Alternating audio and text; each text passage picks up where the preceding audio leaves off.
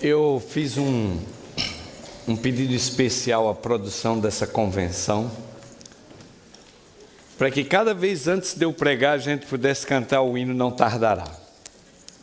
E vocês sabem por que eu fiz esse pedido? Porque esse é o hino oficial da minha vida. Eu não sei se você tem um hino oficial, mas você devia ter. Se você não tem um hino oficial na sua vida, você devia ter. E essa música já me acompanha por mais de 20 anos. Cada vez que vocês ouvirem essa música, vocês lembrem do pastor Dilson Bezerra, que essa é a música oficial da vida dele. E como eu vou pregar aqui 4 vezes para vocês esse final de semana, eu pedi permissão à produção da convenção para que a gente cantasse essa esperança. Às vezes eu tenho medo que a igreja esteja vendo essa volta muito longe. Parece que nós estamos perdendo essa demora, essa espera, está fazendo com que a gente fique meio incrédulo de que isso realmente vai acontecer. E eu sempre canto essa música. Às vezes eu canto de manhã, lá na minha cama. Quando acaba o meu culto, eu boto Não Tardará lá, para que todo dia eu me lembre porque eu estou aqui, e o que eu estou fazendo aqui, e para onde eu vou. E essa deve ser a nossa esperança. Eu devia estar aqui 1 ano atrás. Eu acho que eu estou 1 ano atrasado. Porque eu estava todo pronto para vir pregar na convenção ano passado, e o meu chefe ligou e disse: não, você não vai, porque tem uma reunião aqui na União, no mesmo período da sua convenção lá. E eu falei: olha, mas o senhor chegou agora, e o meu chefe anterior votou na mesa da União a minha ida. Ele falou: eu não quero saber o que foi votado, eu estou dizendo que você não vai. E eu, como um bom cristão, obedeci, né? Como um bom cristão, obedeci. E fiquei meio frustrado, e falamos com o Felipe falou com o meu chefe, mas as coisas não tiveram jeito. Depois eu fiquei pensando que Deus tem o tempo dele. Deus sabe a hora. E eu estou muito feliz de estar aqui essa manhã, pela primeira vez, em Portugal. Durante muitos anos eu pastoreei portugueses. E tive uma conexão muito profunda com Portugal. E uma das frustrações que eu carregava no coração é que eu nunca tinha vindo a Portugal. Passei tantos anos.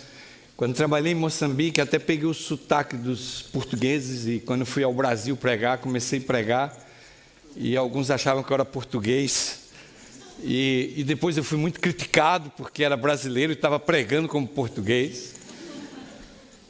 E esses anos todos, foram mais de quase 20 anos pastoreando irmãos de língua portuguesa. E eu nunca tive o privilégio de vir a Portugal. Então eu agradeci muito a Deus quando aquele avião desceu na pista de Lisboa. Isso porque eu era suposto chegar aqui na quarta-feira, mas o meu voo foi cancelado. E eu fiquei num desespero, eu falei: mas Senhor, eu nunca fui a Portugal e agora eu estou indo, e nem o avião, até o avião foi cancelado. E depois ela disse assim, eu falei: minha senhora, a senhora tem que arrumar um voo para mim. Ela disse: olha, desculpe, mas no dia seguinte todos os voos para Portugal estão lotados. E eu falei: você vai ter que fazer alguma coisa, nem que eu vá nos Estados Unidos ou no Brasil e volte para Portugal. Mas eu tenho que ir para Portugal. Finalmente eles conseguiram um voo para mim via Casablanca. E eu estou muito feliz. Eu adorei Portugal, amei Lisboa. Gostei muito de Cascais. Essa terra é maravilhosa. Uma terra abençoada. Vocês são abençoados, se não sabiam. E eu estou aqui numa dúvida tremenda, porque botaram aqui como eu chamo isso? Uma tela de computador aqui bem na minha frente, assim, com os números desse tamanho. E eu já percebi que botaram para mim, porque estava 55 quando começou, agora já está 45. Eu não sei se eu sigo a tela ou o Espírito Santo. Mas ontem à noite o Felipe já disse que eu esquecesse da tela. Mas ele não sabia o que ele estava dizendo.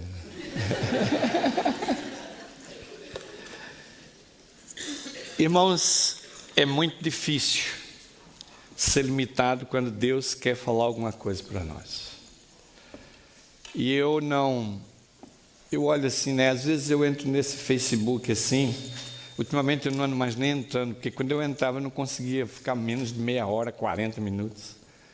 E se eu começasse a ver mesmo a vida do povo, eu ficava lá, era 2 horas, ou 3 horas, ou a manhã toda. Mas depois eu descobri que eu tinha que parar de ficar vendo o Facebook, eu estava vendo muito tempo lá. Então, quando eu venho pregar que eu sou limitado por 30, 40, 50 minutos, é meio complicado. Isso aqui vai ser igual ao Facebook. Vai indo até a hora que parar. Né? Amém? Amém. Eu não quero que a produção da convenção fique brava comigo. Então, vocês precisam me dar um backup aí, se eu for além da 1 hora aqui. Eu trabalhava em Moçambique como missionário. E o Maranata dos Estados Unidos construiu umas lindas escolas, que nós não tínhamos escolas, para criar educação adventista em Moçambique. E aqueles prédios foram edificados, era escola-igreja. Fazia o prédio grande, no meio era aquele salão que no sábado virava igreja, durante a semana era o pátio das salas de aulas que estavam do lado. E nós então trouxemos algumas professoras missionárias brasileiras. E eu me lembro de um casal que trabalhava na escola de Beira, e um dia ela me procurou e disse: pastor, as nossas crianças, nós temos quase 300 crianças, e nós já percebemos que as crianças vêm para a escola e elas não têm comida. Algumas dessas crianças, eles têm uma refeição por dia só, quando tem. Às vezes, dia sim, dia não, eles têm comida. E a gente estava pensando se a gente não poderia dar merenda da escola. Todos os dias essas crianças seriam alimentadas. Pastor, isso seria uma benção. E eu disse: olha, sabe que isso é uma grande ideia, mas quanto vai custar a merenda? Ela falou: pastor, as merendas vão custar $400 por mês, para a gente alimentar todos os meninos da escola. E eu falei assim: eu não tenho esse dinheiro não, mas nós vamos orar para Deus enviar esse dinheiro. E eu disse para aquele casal, reuni os professores na escola, e eu pedi para eles que eles reunissem e que orassem para que Deus mandasse isso. Passou-se 1 mês, 2 meses, e nós orávamos, e eu dizia: Senhor, se Tu queres que aquelas crianças sejam alimentadas, abre uma porta. E nós orávamos. Eu não pedi não saí pedindo para ninguém não. Falei: Senhor, se é para vir, isso aqui vai vir da Tua vontade, é Tu que vais enviar isso. E nós fomos orando. Até que um dia o telefone da União tocou, e na União Moçambicana tem só um telefone, só lá embaixo. Meu prédio, minha sala lá em cima, então: pastor, telefone. Eu desci lá embaixo. Quando eu peguei, era uma senhora aqui de Portugal: pastor, como está? Eu falei: eu estou bem, irmã, mas eu nunca fui em Portugal, eu não conheço a senhora. Ela disse: pastor, eu lhe conheço pelos DVD que veio do Brasil aqui. E nesse DVD eu vi o senhor falando e pregando sobre Moçambique.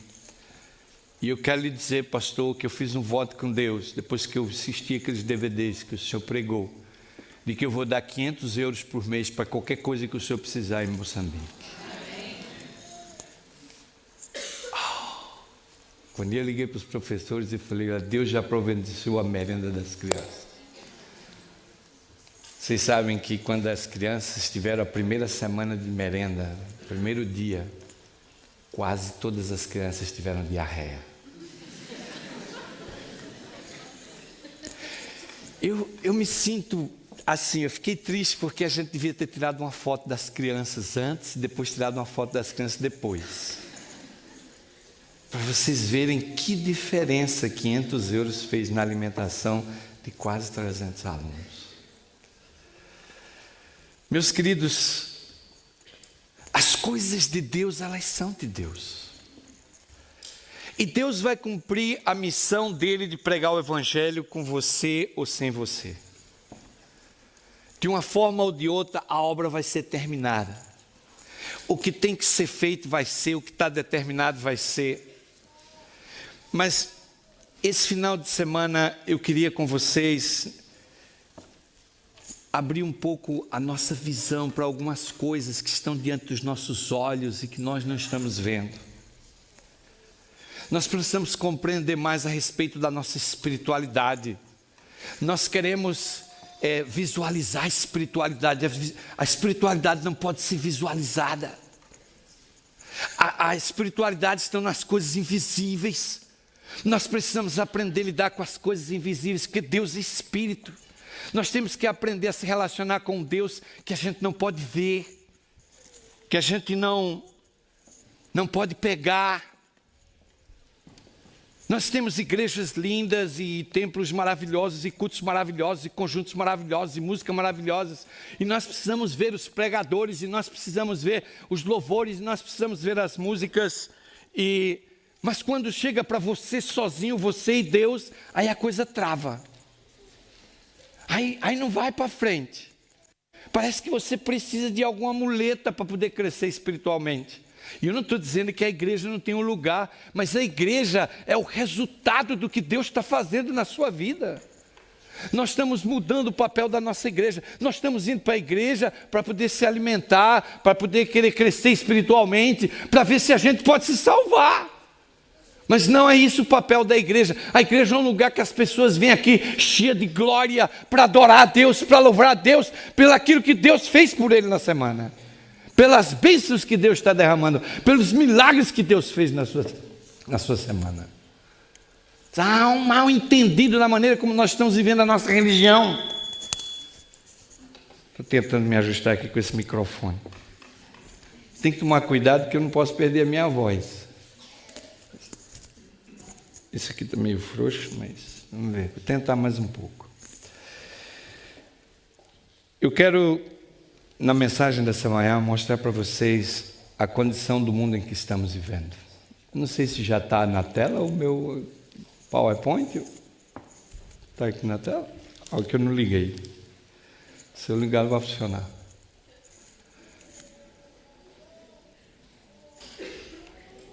Agora está ligado. Está ligado. Não, agora foi demais. É esse aí que eu queria. Mas eu queria que isso funcionasse. Opa, está funcionando agora. Eu estou fazendo um método novo de pregação. Todo sermão está nessa tela. Todo sermão. O sermão escrito está nessa tela. Se você bater aí uma foto de cada slide desse, você vai levar o sermão escrito para casa. Que o sermão vai estar na tela. Agora é claro que eu vou comentar o sermão daquilo do que está na tela, certo? Desde o início, o livro de Romanos, nesse livro, Paulo procurou demonstrar uma verdade crucial e fundamental para o Evangelho. E essa é a triste condição do ser humano. Contaminados pelo pecado. Contaminados desde a criação.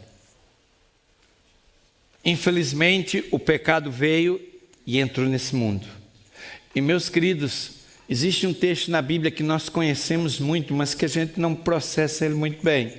É Romanos, capítulo 3, versículo 23, que na Bíblia diz assim: todos pecaram e carecem de quê? Todos pecaram e carecem de quê? Da glória de Deus. Note que a nossa condição, ela é pecadora. Por mais que você queira ser justo, por mais que você se vista bem, por mais que você queira mostrar às pessoas que você tem condição, a sua natureza, ela é pecadora. E eu vou dizer uma coisa para vocês, a identidade é uma coisa muito importante. Você tem que saber quem você é, você tem que saber as coisas que você tem. Se você não tiver um profundo conhecimento de você mesmo, você não vai para frente na vida. Tem gente que vai para frente na vida porque quer viver a vida que ele não é. E aí ele termina tentando projetar uma coisa que ele não é, e ele passa a vida tentando ser e nunca é. E aí a vida dele se torna uma desgraça. Cria um vácuo na alma, uma infelicidade, você não vai para frente. Não tem jeito. Porque você não consegue enxergar aquilo que você é. Você vive a vida querendo ser aquilo que você queria ser. E aí você olha para alguém, você olha para um outro jovem, você olha para alguém que você se espelha: eu queria ser como fulano, eu queria ter um carro como fulano, eu queria ter uma casa como fulano, eu queria ter meu cabelo bom como fulano, eu queria ser assim, eu queria ter um corpinho bonitinho igual fulano. Você vai passar a vida inteira querendo ser uma coisa que você não é.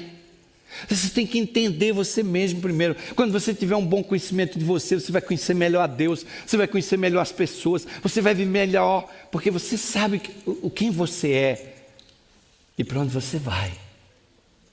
E assim é a vida.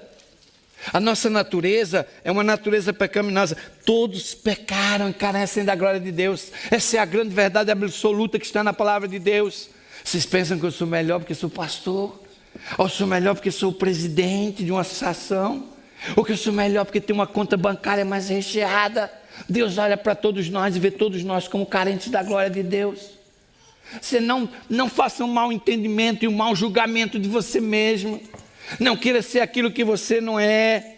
Essa é uma realidade que está expressa. E meus queridos, eu vou dizer uma coisa para vocês. O grande gol de Deus em restaurar o homem é trazer ele de volta à perfeição plena que ele tinha antes. E hoje, Satanás ele tem trabalhado para criar um problema sério, porque as pessoas, hoje existe uma corrente dizendo assim, é o perfeccionismo. Outro dia eu preguei sobre santidade e alguém veio me perguntar, mas você é da corrente do perfeccionismo. Mas o que é perfeccionismo, por favor? Porque aquilo que eu entendo da santificação é quando a gente finalmente alcançar o fim da santificação, a glorificação, a vida eterna. Essa vida miserável de pecado vai ficar para trás. E eu espero em Deus que todo mundo um dia seja perfeito. Esse é o gol da vida cristã.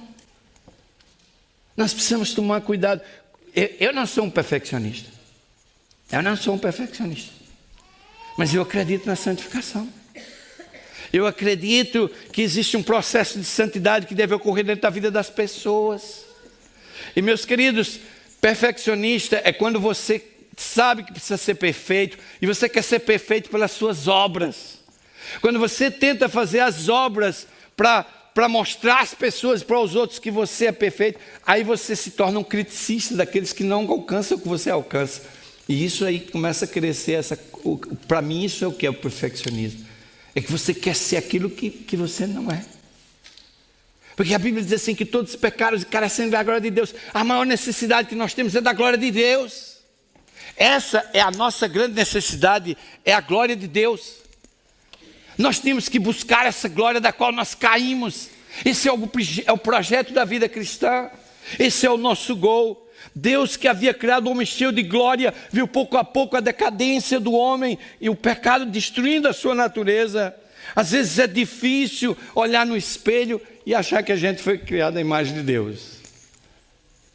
Vocês sabem que eu era pastor na África do Sul, em Johannesburg, e um dia eu recebi um amigo meu que veio me visitar, um pastor, e ele veio pregar uma semana para nós. E ele tirava foto de tudo. Tirava foto até da roda do meu carro, tirava foto da marca do carro, tirava foto de tudo, tirou foto da minha casa, fora do cachorrinho, foto. Eu falei, cara, você tem uma doença por fotografia. Pode tirar foto de tudo aqui. E aí, ele tirava as fotos, depois vinha me mostrar as fotos. E ele tirou uma foto, eu dirigindo o carro. Lá a gente dirige o carro do lado de cá, né? Do lado contrário. E ele tirou uma foto minha dirigindo o carro. E você sabe, quando eu peguei aquela foto, eu tomei um choque. Eu nunca tinha visto uma foto minha de perfil, assim, do lado. Eu falei, gente, eu nunca pensei que eu tinha um nariz tão grande assim. Narigão. Agora eu vou no espelho, me olho com esse narigão. Falei, será que Deus foi feito desse jeito, meu pai? Tem misericórdia. A gente tem um negócio com essa coisa de ser bonito, né? A gente vai comprar uma roupa e fica lá, e vai no cabelo, e agora até os homens também estão se dando umas pintadinhas aí por aí afora, né? Todo mundo quer ser bonito, né? Mas quem é que determina o conceito de bonito? Quem é? Quem é? Me fala. Não existe gente feia no mundo, meus amigos. Por mais feio que você se ache, alguém vai te achar bonito, mesmo que você não se ache. É por isso que o povo tudo casa. E alguns estão preocupados porque não casaram ainda. Esses que não casaram ainda, um conselho. A primeira coisa que você deve fazer se você quer casar é parar de se preocupar em casar. Essa é a primeira coisa. Relaxe. Deus tem alguém para você aí na estrada da vida. Mas viva a vida com Deus. Caminhe com Deus. O pecado ele veio para danificar. E agora, meus queridos, é que eu vou começar o sermão. Nossa, aqui falta 29 minutos. Eu estou perdido hoje. Agora que eu vou começar o sermão. Porque esse é o verso, certo? Vocês já leram isso antes de vir aqui hoje? Ou vocês estão lendo isso pela primeira vez hoje? Porque eu lá onde eu estava, não vou dizer o nome da cidade, por medida de segurança, mas lá onde eu estava, eu recebia e-mails e Facebook e tudo, e eu já sabia qual era o texto bíblico dessa convenção. E Paulo disse assim, e não sedes conformados com esse mundo, mas sede transformados pela renovação do vosso entendimento, para que experimenteis qual seja a boa, agradável e a perfeita vontade de Deus. Amém, igreja? Amém, fraco danado esse aí. Vocês não entenderam o que eu vou ler de novo e pedir outro amém, porque não é possível. Olhem só o que está escrito ali. E não sede conformados com este mundo, mas sede transformados pela renovação do vosso entendimento, para que experimenteis qual seja a boa, agradável e a perfeita vontade de Deus. Amém, igreja? Amém. Essa é a minha igreja. Essa é a minha igreja. Meus queridos, há uma mensagem muito forte aqui nesse texto. Uma mensagem muito forte e uma mensagem assim muito profunda. A primeira é que Deus está dizendo assim que nós somos conformistas. Nós somos conformistas. Porque Paulo está dando essa mensagem para os romanos, era para uma igreja adventista, você não sabia, tá? Ele não estava dando essa mensagem para ninguém. Falou para a igreja de Deus, disse assim, ó, ele olhou para a igreja e disse assim, e não sede conformados. E outra versão assim, e não vos conformeis. Não vos conformeis com o padrão do mundo. Não vos conformeis com o que o mundo tem para oferecer, mas sede transformados. Esse era o clamor de Paulo. Se ele estava fazendo esse clamor, é porque havia uma situação de conformismo. O povo de Deus estava conformado, precisando de uma transformação. E depois ele fala de uma experiência que você tem que ter, uma experiência que só a vida com Cristo pode dar. Porque ele diz assim, se você é um conformista, mas se você se transformar, você vai experimentar Deus na sua vida. Seus problemas vão se acabar, porque você vai conhecer a bondade de Deus, você vai agradar a Deus, você vai saber qual é a vontade de Deus para a sua vida. E vocês sabem que a vida ela é feita de decisões, né? A vida ela é feita de decisões. Então a gente começa a fazer decisão com quem vai casar. Muita irmã chegou e me disse, pastor, se eu soubesse que ele assim, eu não tinha casado com ele. O maior erro que eu cometi foi casar com esse homem. E ele olha assim e fala assim, o meu erro também foi ter casado com ela. Que erro que eu fiz quando eu fui fazer essa faculdade. Meus queridos, a vida ela é feita de escolhas. Mas quando você escolhe Deus, não tem como dar errado. O nosso problema é que nós fazemos escolhas erradas. 95% dos problemas que você tem na sua vida foram causados por decisões erradas que você tomou. E você ainda tem a cara de pau de ficar culpando Deus e Satanás. É porque Deus fez isso, porque Satanás fez aquilo. A culpa é sua mesmo. Você ajoelha aí, abre seu coração e fala assim, ó Senhor, eu fiz as escolhas erradas, eu não devia ter feito isso, eu devia ter orado mais por isso, eu devia ter buscado mais, eu devia ter buscado o conselho da palavra de Deus, eu devia ter meditado mais, Senhor, eu devia ter seguido mais a tua vontade. Mas você não, você faz as suas decisões baseadas naquilo que você gosta. Eu gosto de picolé de coco, então eu só chupo picolé de coco. Aliás, eu gosto de coco. Mas cuidado, hein? Só chupar picolé de coco pode ser um ato de egoísmo. Alimenta o ego. Porque eu só chupo do que eu gosto. Mas picolé não é bom para a saúde, não devia chupar picolé. A gente sempre come aquilo que gosta. Você quer matar seu ego? Comece a comer o que não gosta. É isso aí mesmo. Quando você come só o que gosta, você alimenta o seu ego. Você só come o que gosta. Quando você começar a comer comidas que você não gosta, aí você começa a matar seu ego. Igual eu estou tentando comer berinjela. Tem dia que está gostoso, tem dia que está ruim. Mas eu estou indo. Meus queridos, nós precisamos abrir os nossos olhos para ver a condição do mundo em que estamos vivendo. Qual é a real condição do mundo? E eu diria simples, vocês podem querer até discordar de mim. A condição do mundo sem Deus. Porque Deus está sendo colocado de lado. Deus está sendo colocado de lado. O mundo está indo numa situação muito difícil. O grande pecado do mundo é o secularismo. E o grande pecado dos cristãos é o conformismo. Paulo, nesse verso, ele não só denuncia a condição do mundo, mas ele também denuncia a condição da igreja.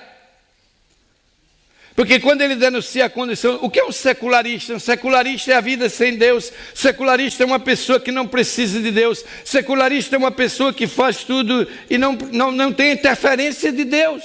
Seu secularista. Nós já temos até hoje os secularistas cristãos que fazem o que eles querem, mas dizem que faz tudo em nome de Deus. Pode ser que você é um secularista e não sabe, porque você ama a moda, você ama as coisas do mundo, você ama a música do mundo, você ama da comida do mundo, você ama tudo do mundo, mas você vem aqui todo sábado, bonitinho, você não bebe, não fuma, não faz esses pecadão aí, né, que está aí no pedaço, mas você vai fazendo todas as coisinhas que você quer fazer e que você gosta, e você gerencia a vida aí e tal. Você é um secularista, você faz o que você gosta. Você faz o meio de campo entre Deus e a verdade, o seu querer, e você vai indo. Você vai indo, achando que você vai chegar a algum lugar. Mas Paulo, quando ele fala da igreja, ele fala da igreja que está conformada com o mundo, de uma igreja que não reage ao mundo, de uma igreja que vai permitindo que os costumes do mundo vão se tornando normais. Meus queridos, essa é a pergunta, como é que nós podemos trazer o mundo do avesso se nós estamos vivendo a nossa vida em conformidade com o mundo? Como? Como é que você quer... Quando eu vi o título dessa convenção foi Senhor, tem misericórdia da gente. Porque o mundo está muito avessado. Trazer esse mundo está feia a coisa. E se o mundo está entrando na igreja, se a igreja está entrando, não sei bem o que está acontecendo. Mas se os nossos irmãos, eles amam a moda, eles amam as coisas do mundo, eles estão enfronhados aí dentro das coisas do mundo, como é que a gente vai tirar o mundo do avesso se a gente está avessado também? Não tem como. Mas essa é a condição do mundo. Agora, eu quero mostrar para vocês algumas coisas. Esse relógio está me matando aqui, porque eu cheguei ali na metade ainda, já está dizendo que é para eu parar. Olha só. Eu vou mostrar rapidamente aqui, por causa do relógio, o retrato do mundo, ok? Isso é um retrato do mundo. As estatísticas mostram que as crianças estão mais sexualizadas do que nunca. Isso é as estatísticas, ok? E é as crianças, tá? Nós não estamos falando aqui de adolescentes. Vocês sabem, né? Adolescentes, eu não estou falando de adolescentes. Não estou falando de jovens, eu estou falando de crianças. As estatísticas dizem que as crianças estão mais sexualizadas do que nunca. 70% das crianças terão sexo antes de formar na escola secundária. Eu louvo a Deus, quem está aqui essa manhã e que terminou a escola secundária e está virgem, não importa se é rapaz ou é moça, não importa. E se você terminou a escola secundária e você está virgem, você está aqui dentro desses 30% que estão seguindo aquilo que Deus estabeleceu para a vida humana. 70% das nossas crianças têm sexo antes de formar na escola secundária.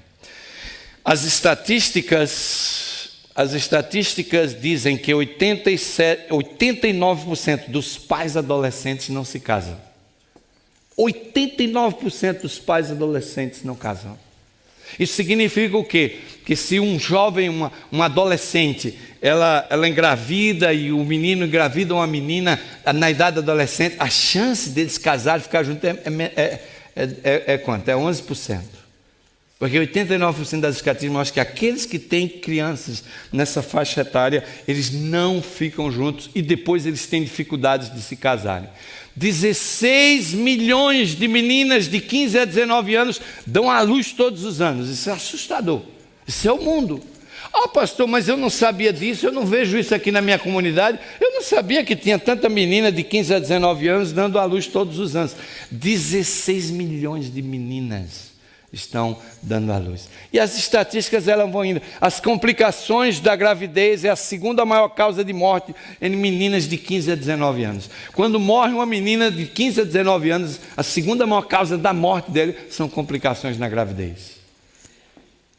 3 milhões de jovens de 15 a 19 anos têm abortos inseguros cada ano. Mas o que me assusta não é o aborto inseguro, o que me assusta é o número de abortos. São 3 milhões. São 3 milhões de vidas que são ceifadas todo ano nessas clínicas ambulantes que existem por aí, para tentar tapar o pecado, para tentar tirar a pessoa do pecado. Esse é um retrato do mundo em que nós estamos vivendo. Talvez você nunca viu esse mundo, mas ele está aí. As pessoas com idade entre 16 a 34 anos, elas gastam 53% de todo o seu tempo, 53% de todo o seu tempo de visualização com dispositivos, com smartphones e tablets. Você que está me ouvindo aqui essa manhã pode estar dentro dessa estatística. 53% é muito tempo. É muito tempo. Se você estiver na idade de 16 a 34 anos. Quase metade do mundo, mais de 3 bilhões de pessoas, vive com menos de $2,50 por dia para comer. Mas é muita gente. 3 bilhões de pessoas têm essa condição. Mais de 80% da população mundial vive em países onde os diferenciais de renda estão aumentando. Quem é pobre fica mais pobre, quem é rico está mais rico. Eu tenho minhas dúvidas. Portugal, Brasil e os países não portugueses estão fora da estatística. Eu não tenho que saber. Eu não penso. Nós estamos aí dentro da estatística, vivendo nos países onde os ricos estão ficando mais ricos e os pobres estão ficando mais pobres. Segundo a Unicef, 22 mil crianças morrem por dia devido à pobreza. É claro que existem as doenças que são causadas por causa da pobreza, então esse número fica alto. Mas isso é uma tragédia. Não é possível que esse é o mundo que nós estamos vivendo. Quase 1 bilhão de pessoas entraram no século 21 incapazes de ler um livro ou assinar os seus nomes. Pastor, isso não é possível. Com o advento da internet, com todas essas coisas, não é possível que 1 bilhão de pessoas não saibam ler e escrever seu nome. As estatísticas, esse é o retrato do mundo em que nós estamos vivendo. 1,6 bilhão de pessoas, 1/4 da humanidade vive sem eletricidade. Mas o que o pastor está falando? Isso não existe. Eu moro aqui em Portugal, eu não sei, todo mundo aqui tem eletricidade. Esse é o problema.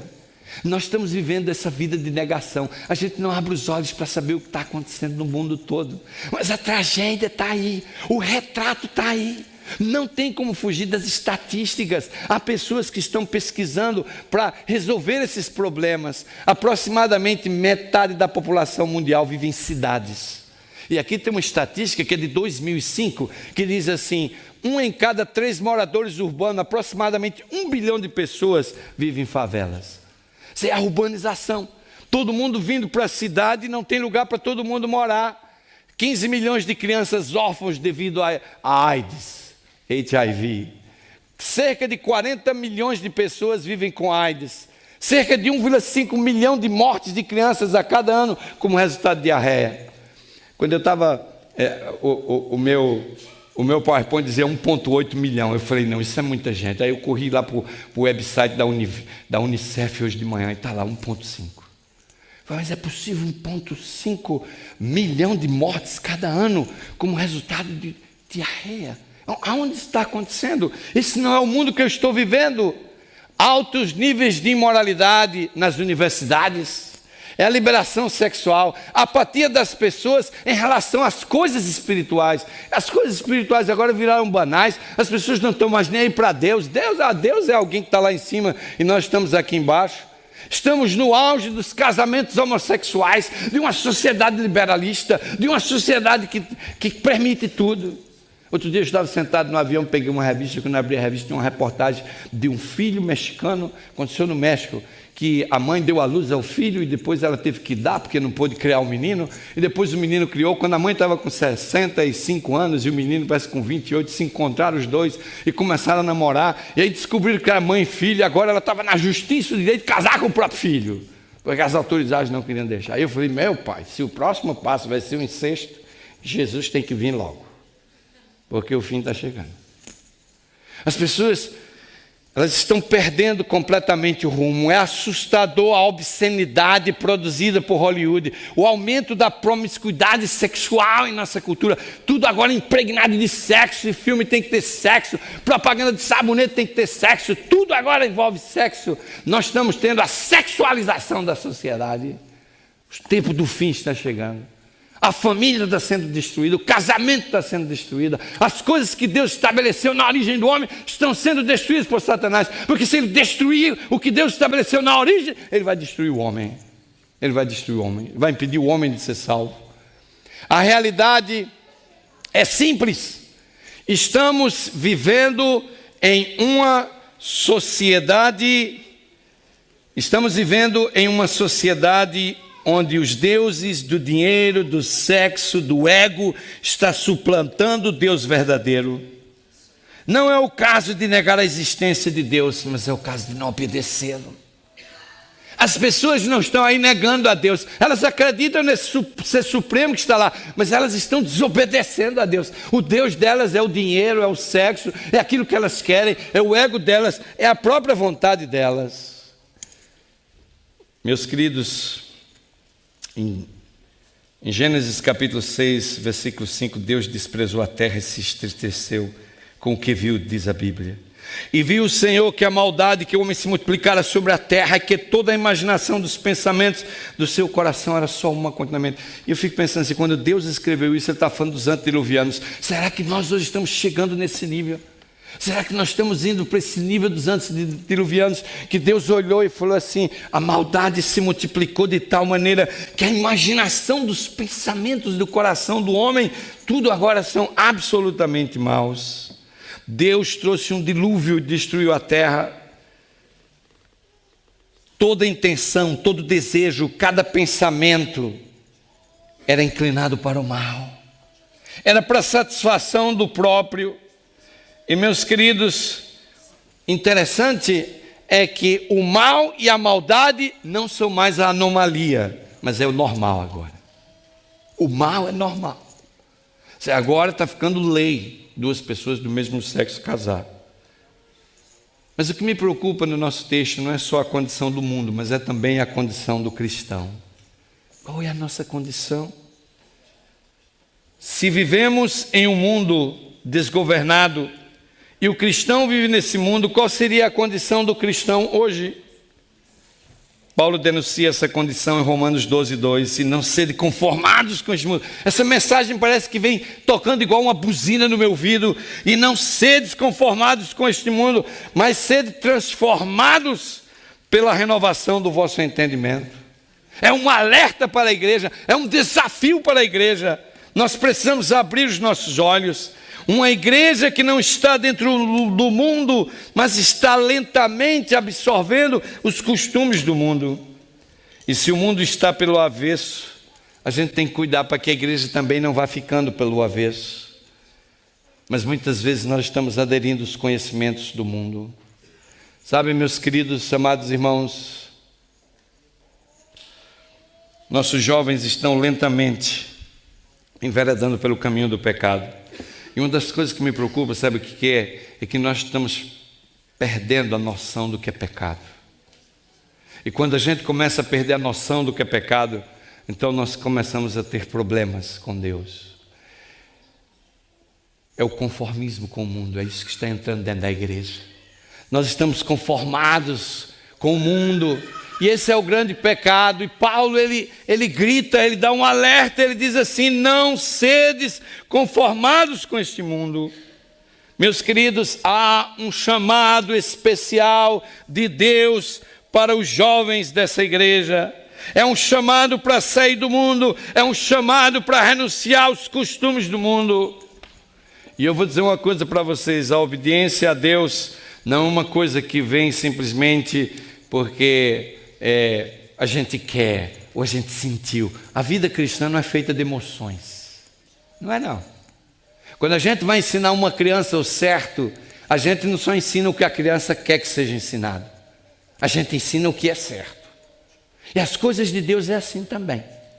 Ah, pastor, eu não sinto vontade de orar. Pois então entre na disciplina da oração. Você precisa aprender a orar. Porque se você não aprender a orar, estudar a palavra de Deus, você não vai a lugar nenhum. Então você tem que se disciplinar e ir para aquela fonte de água, porque aquela fonte de água é que vai fazer você viver. É igual o teu filho parar de comer, falou, não quero mais comer, ele vai definhando, ele morre.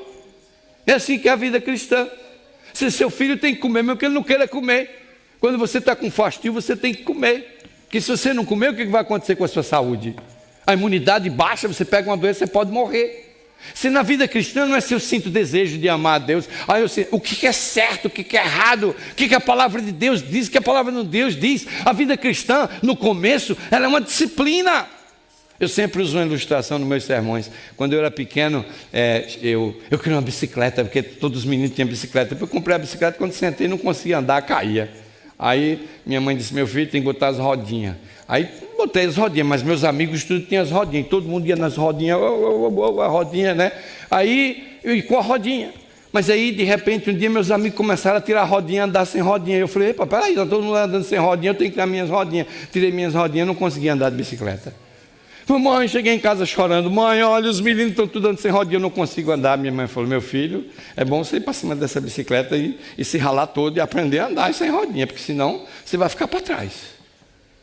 E eu fui para cima daquela bicicleta o dia todo e caí, me arranhava todo e chegava todo arranhado, mas eu tinha que andar sem rodinha, era uma disciplina. Não tinha esse negócio se eu queria, se eu gostava, se era bom, não era bom, era preciso. Se eu queria aprender a andar de bicicleta, eu tinha que ter aquelas rodinhas, pegar a bicicleta e andar até o dia que eu saí para a direita, para a esquerda, balançava igual borboleta e depois finalmente saía andando em cima da bicicleta.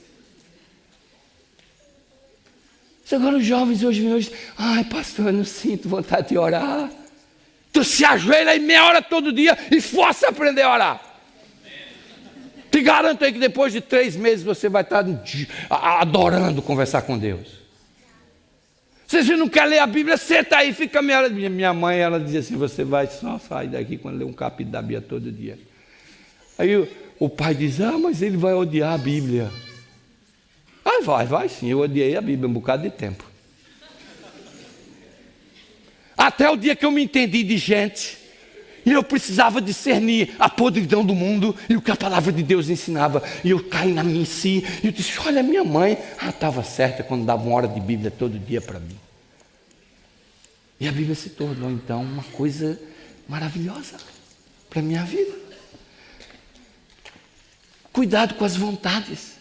Porque o nosso texto diz assim, que a gente tem que ser transformado para cumprir a vontade de Deus. A vontade de Deus precisa ser feita na nossa vida, meus queridos. Deus quer chamar os jovens para se tornar instrumentos nas mãos deles. Às vezes nós pensamos que por causa da nossa condição de adventistas, nós já estamos salvos, somos superiores ao mundo. Mas a nossa fé é superficial. Nós ficamos conectados ao mundo pelo celular. Esse advento da tecnologia. Aqui. Ninguém vive mais sem isso. Vai dormir, bota aqui. Acordou, pega aqui.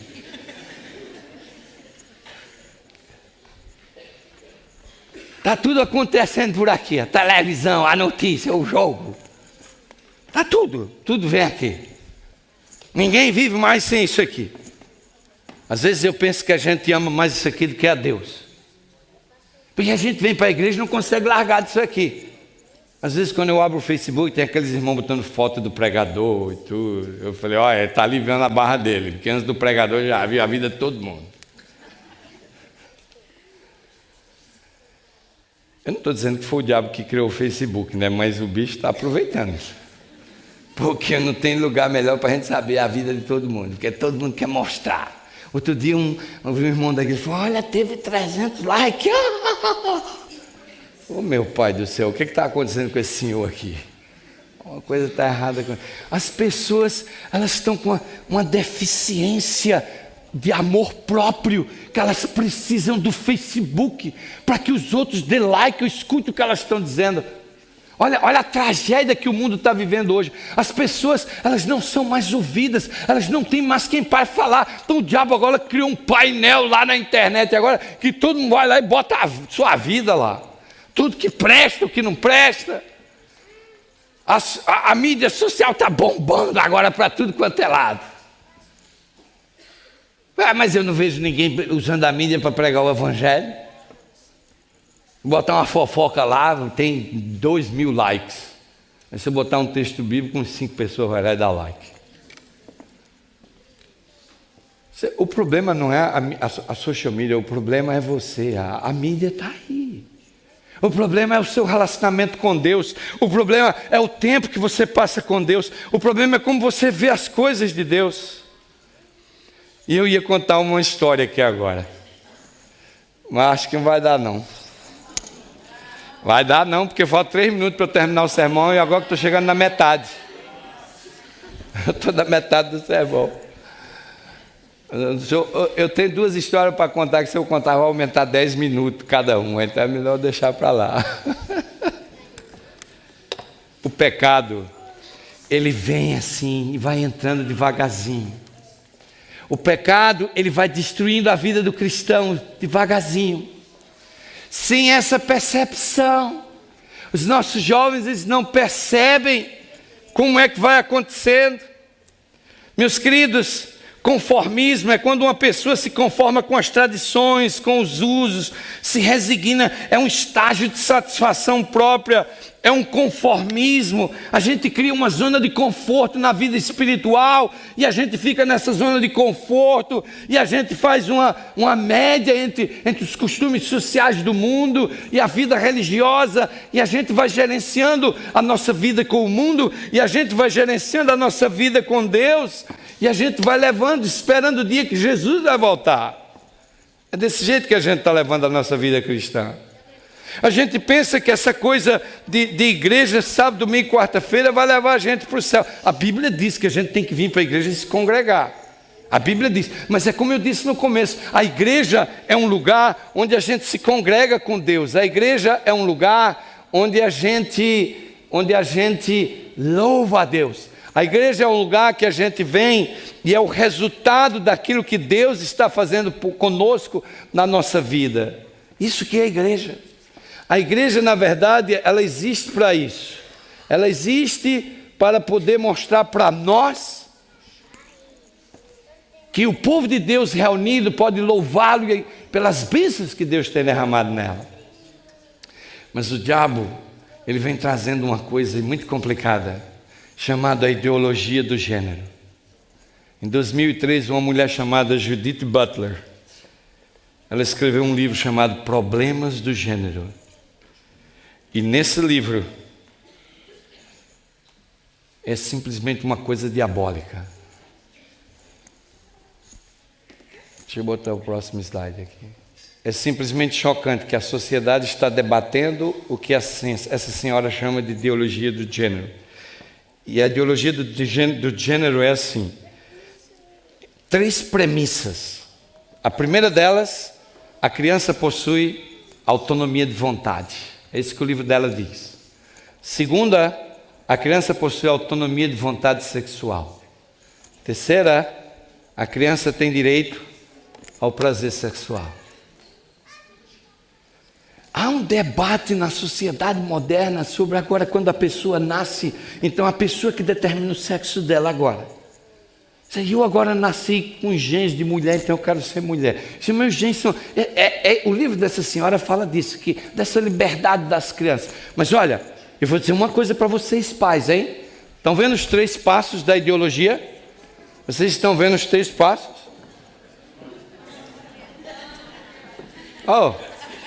Mas por que vocês já vieram para cá? Eu estou na metade do sermão e já vieram para cá. Eu não estou entendendo. Vocês querem que eu pare o sermão?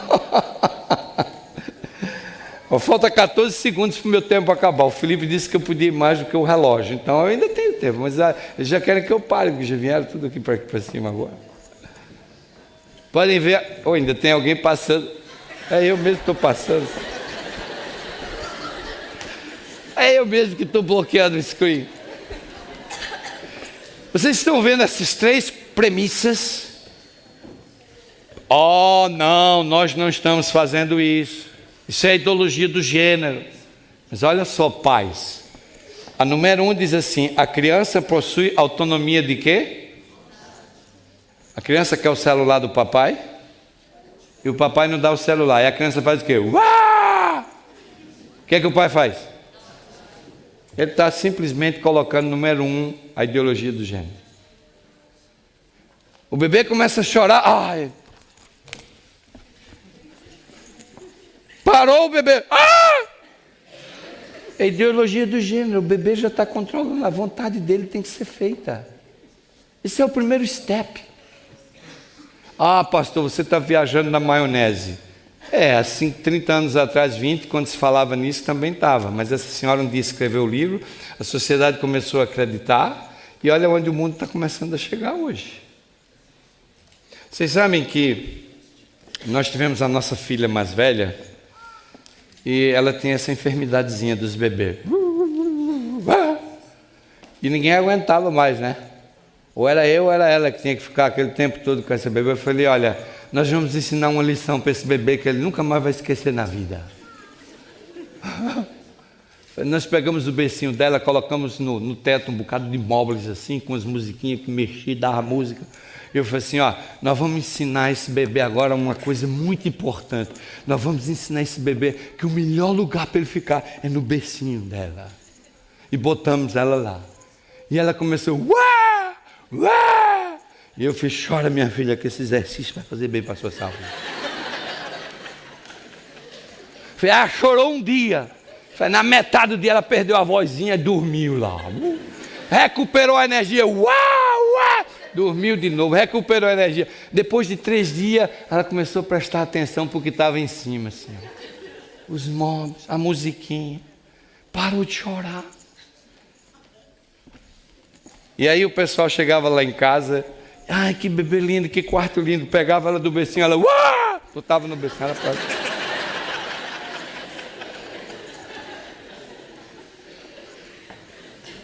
Isso é educação. Pais que eduquem o seu filho. Outro dia recebi o filho do irmão na minha casa, ele chegou em cima do sofá lá. Falei, meu filho, desce daí. Aqui você não pode fazer isso não. Mas eu faço na minha casa. Você faz na tua casa, mas aqui é a minha, desce daí. Pai, pastor, desculpa. Meu filho desce, mas ele não obedecia o pai. Ele continuava pulando lá. Eu falei, seu moleque, você desce daí. Aí ele ficou com medo de mim e desceu. Falei, os pais de hoje estão ensinando os filhos a ser mal educados. Os filhos estão debandando para o mundo aí, porque os pais não seguem o conceito da palavra de Deus. Porque não leva a sério o seu papel de pai. Dá comida, dá roupa, dá brinquedo novo, dá escola boa, dá tudo isso. Isso não é educação, isso é obrigação. Isso é sua obrigação. Educação é quando você ensina a sua criança a respeitar o direito dos outros. Educação é quando você ensina a sua criança a partilhar o que ela tem com os outros. Educação é quando você ensina a sua criança a orar, a respeitar a Deus, a obedecer a Deus. Mas as crianças de hoje, elas não obedecem nem os pais dela. Quanto mais vão obedecer a Deus quando crescerem. E vai haver juízo para esse grupo, hein? Vai haver juízo para esse grupo. Porque há luz suficiente para se estudar a palavra de Deus. Satanás, ele quer destruir os nossos filhos. Satanás, ele quer acabar com a igreja. É por isso que vem essa ideologia do gênero aí agora, para destruir a sociedade. E Jesus disse em Mateus 24:12, e por se multiplicar a iniquidade, o amor de muitos, o que é que acontece? Esfriará. Mas o verso diz que a gente precisa ser transformados pelo entendimento. É uma coisa que vem da mente.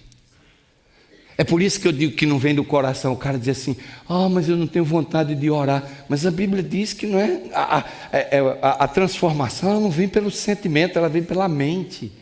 Você sabe que precisa fazer, então você faz. Você não fica esperando ter uma sensação de que alguma coisa veio. Eu estou sentindo isso. Eu estou sentindo que eu estou apaixonada por fulano. E o cara chega e diz assim, você está me amando, eu também te amo, então vamos fazer sexo. Não, eu não posso fazer sexo só no casamento. Então você não me ama. Mas eu não posso perder o amor dele. Então eu fui e fiz sexo. A vida não é feita de emoções, meus amigos.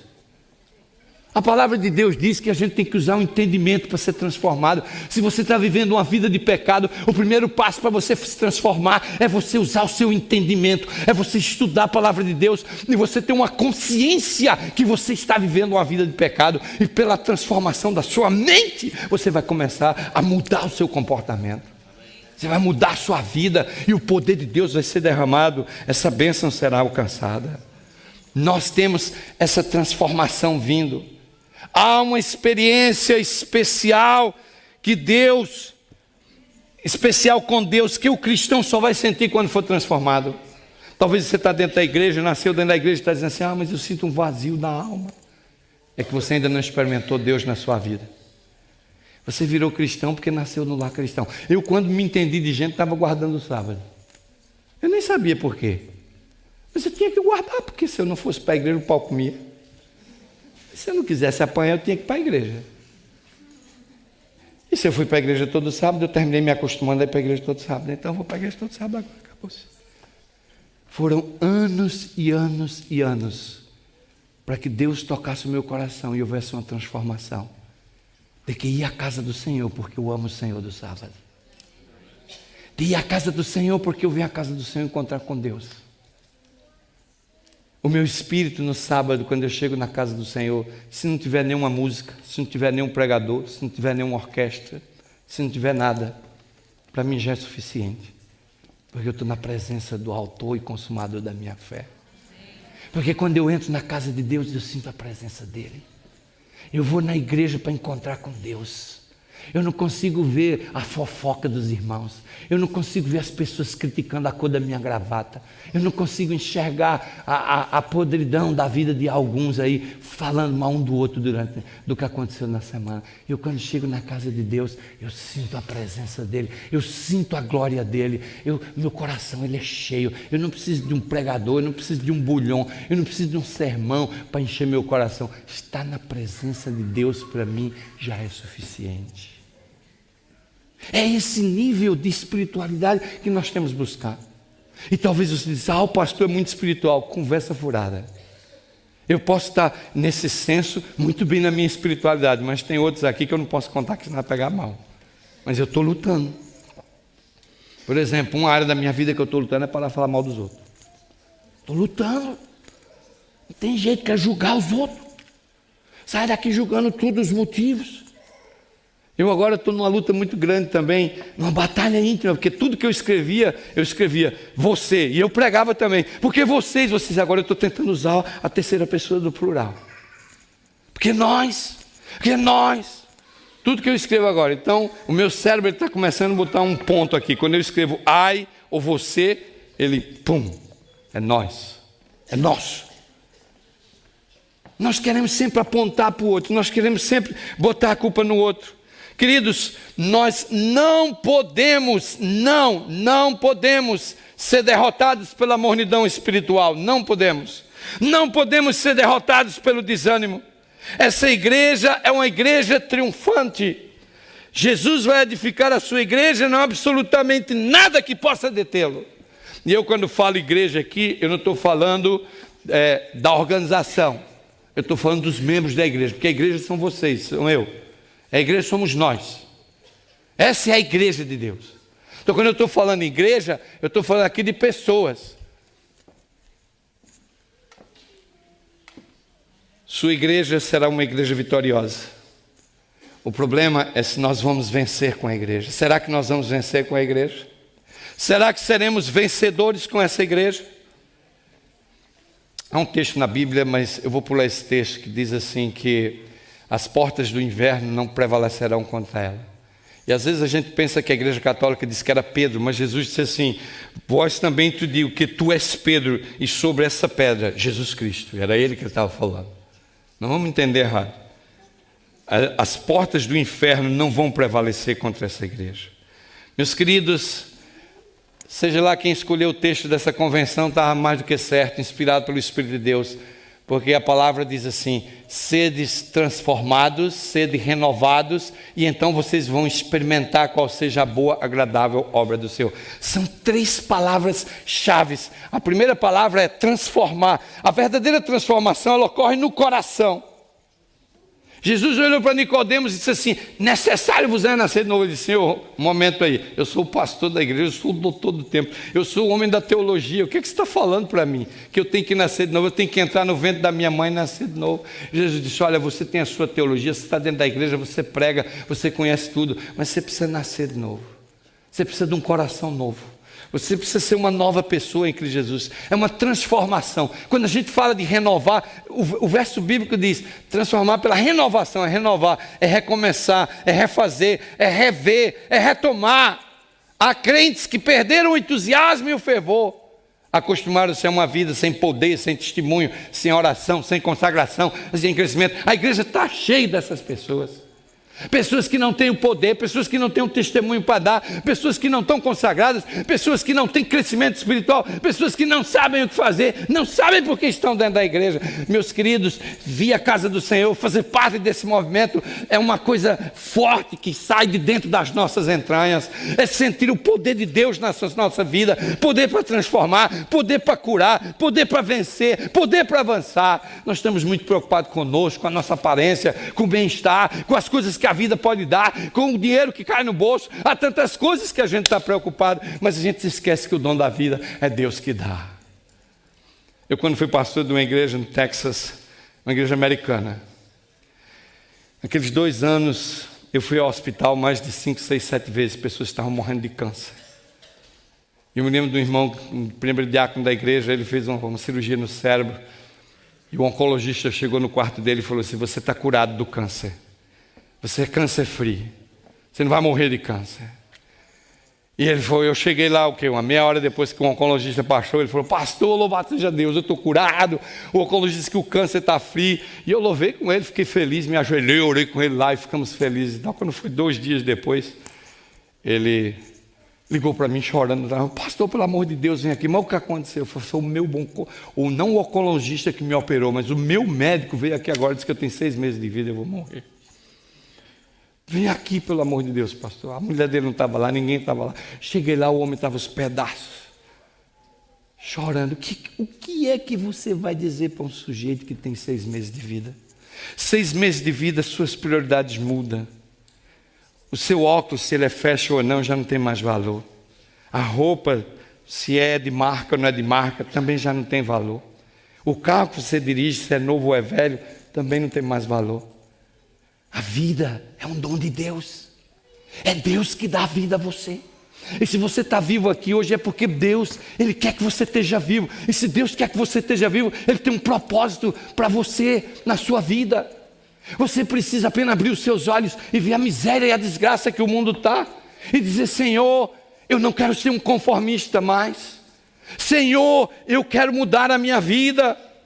Eu quero sentir essa experiência de transformação. Eu quero sentir essa experiência de renovação. E aí você vai experimentar Deus. E experimentar Deus é muito mais do que conhecer a Deus. Experimentar a Deus tem a ver com ter uma experiência com Ele. É o resultado da transformação e da renovação. E aí você vai ter uma experiência com Deus. Meus queridos, eu quero mostrar um quadro para vocês dramático. Eu sempre olho para a experiência de Abraão. Abraão era um homem que conhecia Deus, mas ele só experimentou Deus quando ele estava no Monte Moriá. Porque ele não entendia, porque Deus deu tanto trabalho para o filho da promessa nascer. Sara já tinha cessado o período dela. Quando ela não podia mais nem sequer menstruar, foi que Deus disse: agora eu vou fazer um milagre no ventre dessa mulher. E ela engravidou. E todo mundo sabia que o nascimento de Isaac era um milagre. Mas um dia apareceu Deus debaixo de uma mangueira, lá estava Abraão, e Deus disse: olha, pega o teu filho Isaac aí, sobe lá no Moriá e sacrifica ele no lugar do cordeiro. E Abraão pegou o menino e levou. E eu fiquei pensando assim: mas que homem obediente. Como é que Deus pediu para ele ir lá matar o filho dele e ele foi lá, levou o filho para matar? Se fosse eu no lugar de Abraão e visse aquela voz dizendo lá: oh, Deus, pega teu filho, teu único filho, leva para o Moriá e mata. Eu falei: sai daqui, Satanás! Tu quer matar o filho da promessa? Deus me deu isso aqui com um trabalho danado, agora tu quer o quê? Matar? Sai daqui, Satanás! Abraão, ele conhecia a Deus. E quando você conhece Deus, você está preparado para experimentar a Deus na sua vida. Foi isso que aconteceu na vida de Abraão. Meus queridos, nós temos tanto tempo para dedicar às redes sociais. Mas quando você acorda, qual é a primeira coisa que você faz? Você pega o teu celular, é isso que você faz. Primeira coisa que você acorda para ver o que passou durante a noite. Quem é que mandou mensagem para mim durante a noite? Eu era assim, né? Eu moro num lugar do mundo que a minha família, lá do outro lado do continente, está 6 horas atrás. Então, quando eu acordava, eu nem me lembrava de orar. Eu pegava o fone para ver o que aconteceu lá do outro lado. Eu quero ver o que aconteceu do outro lado. É a primeira coisa. Um dia, e eu pregando. Por isso que eu digo, vocês pensam que a gente, o pregador vem aqui com essa espiritualidade, sacode a poeira de todo mundo, mas ele tem as poeiras dele também, né? Eu falei, Senhor, tem misericórdia de mim. Eu prego pelo povo, agora eu acordo, a primeira coisa que eu pego é o celular para ver as mensagens do WhatsApp. Eu fiz um plano com Deus agora. Existe um app chamado Bíblia. E então eu fiz um plano com Deus. Toda vez que eu acordo eu não posso fazer nada. Eu continuo pegando o celular, sim. Quando eu acordo é o celular que eu prego. Mas eu não posso abrir nenhum app que não seja aquele app da Bíblia. E quando eu abro aquele app da Bíblia, aí tem um verso do dia. E eu só posso fazer qualquer outra coisa depois que eu escrever uma composição daquele verso para Deus. Olha, faz 65 dias que eu venho dia após dia em cima daquele app. A misericórdia do Senhor. Tem dia que está difícil. Tem dia que vocês não imaginam. Agora eu acordo e pego meu celular, mas quando eu pego meu celular para encontrar com Deus. Meus queridos, nós precisamos fazer uma escolha na nossa vida. Deus dá para você 24 horas, é isso? 24 horas. Vamos fazer aqui uma conta. Se você recebe 24 horas por dia, quanto tempo você dorme? Normalmente, hein? Tem uns dormiocos aí que dormem 10 horas por dia, não estou falando desses não. Normalmente uma pessoa dorme quantas horas por dia? Quanto? 8 horas. Então 24 menos 8 dá quanto? 16? É 16, né? Mas aí vamos dizer que todo mundo aqui é trabalhador e trabalha quantas horas por dia? E o que é que você faz com as 8 que sobram? Olha, vai haver juízo para você, não é pelas 8 que você dorme. Não vai haver juízo para você pelas 8 que você devia trabalhar, né? Se não estiver também estudando ou trabalhando, é outra história. Mas vai haver juízo para essas 8 que sobram. Quanto tempo você dedica a Deus dessas 8 que sobram, meus queridos? Jovens, faça um plano com Deus essa manhã de dar o dízimo do seu tempo. Dá o dízimo do seu tempo. Vamos tirar as 8 que está dormindo e vamos deixar as 16. Se você der o dízimo de 16 horas, quantas horas por dia você tem que dar para Deus? Quem é matemático aí? 1 hora e quê? 1h30? 1h30, né? Você devia dizimar seu tempo para Deus todo dia, 1h30 para Deus. Você dá 1h30 para Deus. Agora, nessa 1h30, você não pode fazer nada para você. Você tem que usar essa 1h30 para abençoar alguém ou para estudar a palavra de Deus e orar. Todos os dias. Se você começar a dar esse dízimo para Deus, sua vida vai mudar. Você vai ver um poder vindo para a sua vida tremendo. Você vai descobrir a grandeza de servir a Deus e ao próximo. É exatamente isso que o dízimo vai fazer com você. E meus queridos, agora eu acho que eu preciso parar, porque senão eu vou cansar. E eu quero mostrar para vocês que as pedras, elas já estão caminhando. Nós não estamos sozinhos. Quando eu estava preparando esse sermão, eu fui no Google. E eu queria saber quantas igrejas guardam o sábado. E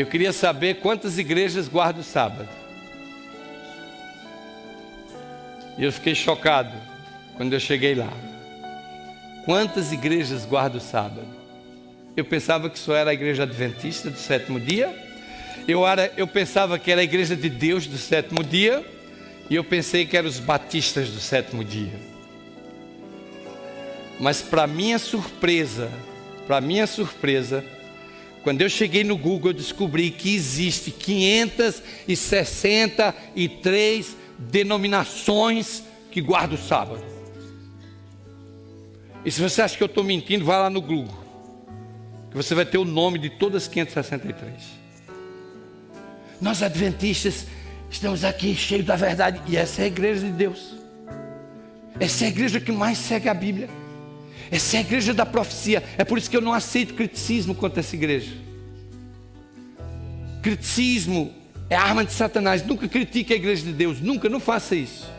Porque quando você critica a igreja, você está criticando a Deus. Porque você é a igreja. Se há alguma coisa que precisa mudar na sua vida, é você, sou eu que preciso mudar, não é a igreja.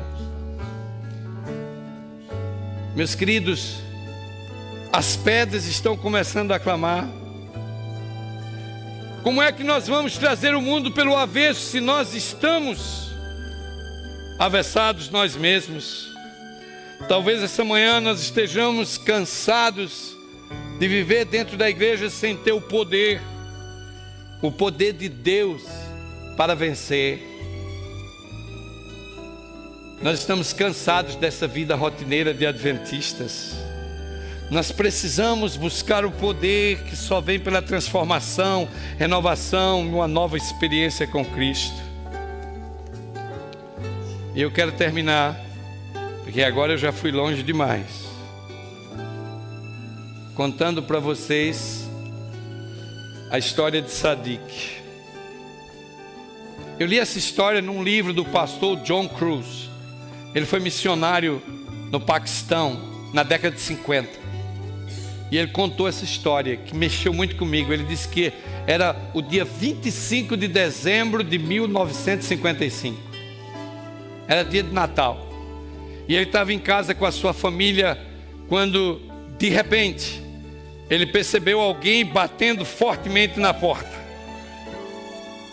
E ele não sabia quem era que estava batendo na porta daquela maneira, com tal intensidade, com força. E ele abriu a porta. Quando ele abriu a porta, havia um homem muçulmano na porta. Ele estava meio suando, vinha correndo. E ele entrou dentro da casa do pastor Cruz e ele falou assim: por favor, me batize, me batize. Eu vim aqui para me batizar. Sua respiração estava ofegante. O homem estava maluco, ele queria ser batizado. E aí o pastor acalmou ele e disse: mas de onde é que você vem? Quem é você? Por que é que você quer ser batizado? O que está acontecendo com você? E ele disse: olha, eu estou vindo de uma região aqui próxima da fronteira do Afeganistão, chamada Khyber Pass. Uma região onde o governo não tinha muito controle. Uma religião onde cada muçulmano que tinha uma faca, um machado, uma arma, era a lei. E ele disse: olha, eu vou lhe contar a minha história. Uma noite eu estava vindo do trabalho, no fim da tarde, noite, e eu passei na frente de um lugar que tinha uma tenda. E eu percebi que tinha um pregador cristão pregando naquela tenda, e ele era adventista do sétimo dia. E eu não tive coragem de entrar na tenda, porque eu fiquei com medo do que minha família ia pensar, mas eu fiquei do lado de fora, ali, ouvindo o pregador. Toda noite, quando eu vinha do trabalho, toda tarde, quando eu vinha do trabalho, eu parava do lado de fora da tenda, e eu via aquelas mensagens do Evangelho da Salvação. E ele falou assim: o Espírito de Deus começou a trabalhar no meu coração. Eu comecei a sentir um poder especial me transformando. Alguma coisa estava mexendo comigo, e eu fui ali aguentando, ouvindo, mas cada noite eu fazia uma decisão com Jesus. Finalmente chegou uma noite que o pregador fez um apelo. E quando ele fez o apelo, eu entreguei meu coração a Jesus lá daquela tenda. Levou muitos dias para eu ter coragem de falar para minha esposa. Mas finalmente, uma noite, quando eu cheguei do trabalho, eu falei para ela, eu disse: querida, eu quero contar uma coisa para você. Eu aceitei Jesus Cristo como meu Salvador pessoal. E agora eu sou uma nova criatura em Cristo Jesus. No dia seguinte, quando ele voltou do trabalho, a casa dele estava vazia. O sogro dele tinha levado a mulher, os móveis, os filhos, e ele nunca mais viu a mulher e os filhos. Alguns dias depois ele perdeu o emprego dele. E alguns dias depois ele levou uma surra da sua própria família, dos seus irmãos, do seu pai.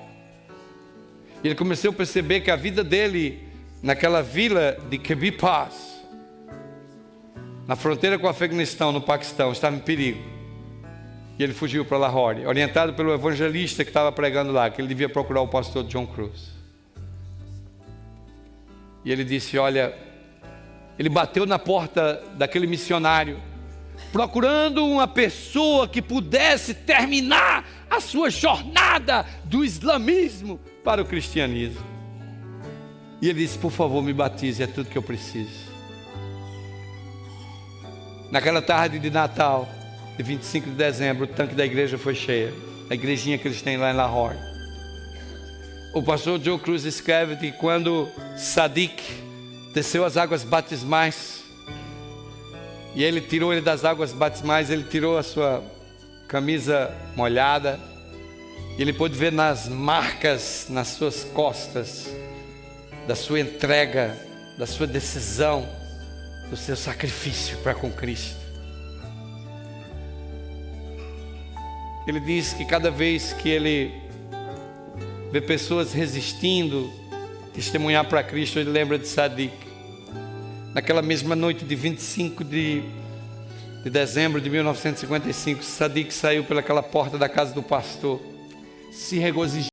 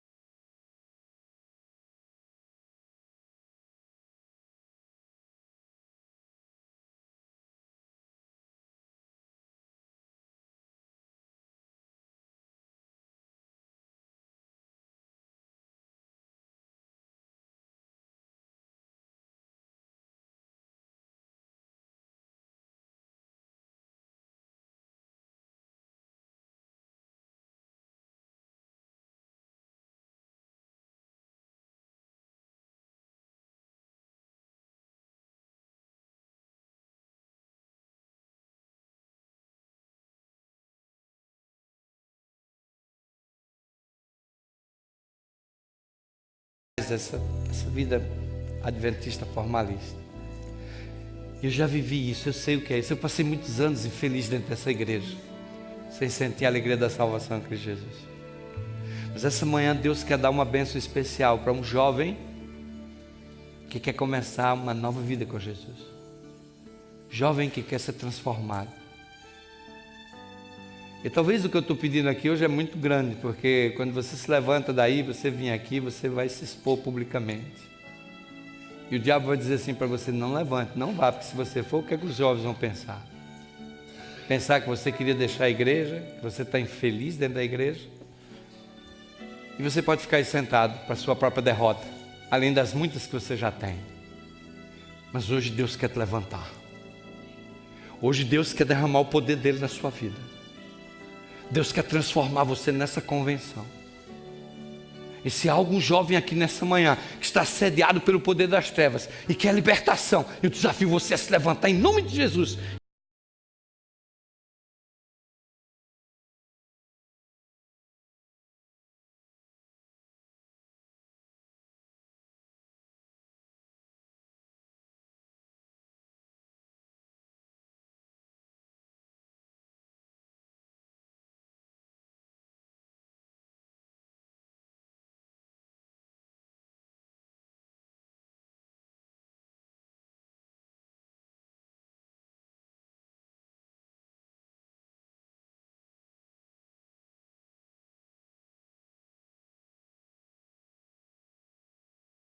Do Senhor essa manhã. Porque Deus quer dar para você um poder especial. Deus quer libertar você do assédio do poder das trevas. Não importa o quão fundo você esteja nesse poço, a mensagem de Deus para você nessa convenção é de que você precisa parar de ser um conformista. Você precisa ser transformado. Você precisa sentir a boa, agradável e perfeita vontade de Deus na tua vida, nessa convenção. Eu vou fazer uma oração agora por esses que estão ajoelhados.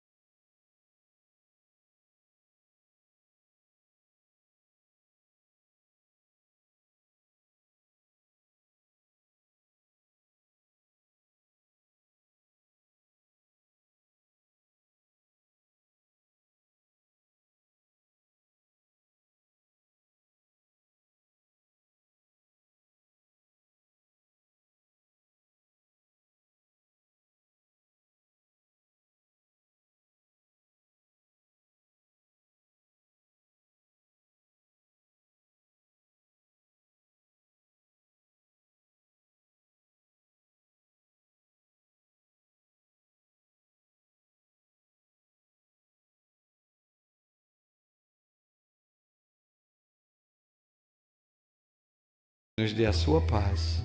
É a minha oração em nome de Jesus. Amém. Amém. Que Deus abençoe vocês. Que a glória dele possa inundar a vossa alma. É a minha oração essa manhã. Amém.